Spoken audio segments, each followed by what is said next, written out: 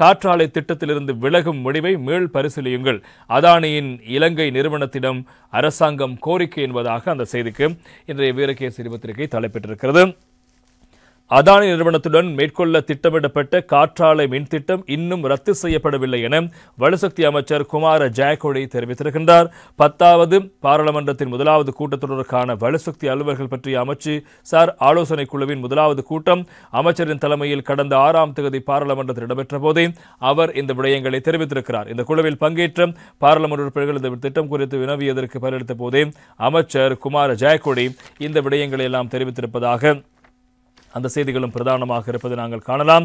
எனவே அதானி நிறுவனத்தின் மின் திட்டத்தின் கட்டணங்கள் அதிகமாக இருந்ததால் அதை மீண்டும் மறுசீலனை செய்ய அமைச்சரவை யோசனை முன்வைக்கப்பட்டது.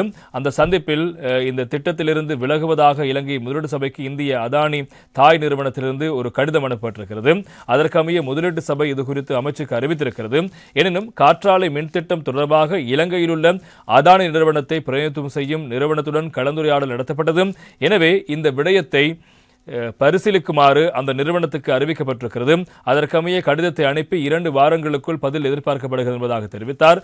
அதனால் இந்த 2 வாரங்களில் எதிர்மறையான பதில் கிடைக்கப்பெற்றால் மாத்திரம் ஏனைய மாற்றீடுகளுக்கு செல்ல வேண்டி வரும் என அவர் தெரிவித்ததோடு எதிர்காலத்தில் இவ்வாறான திட்டங்களை அரசாங்கங்களிலான ஒப்பந்தங்கள் மற்றும் போட்டியான கொள்முதல் என்பன மூலம் மாத்திரம் பெற்றுக்கொள்ள திட்டமிடப்பட்டுள்ளதாக தெரிவித்திருக்கின்றார்.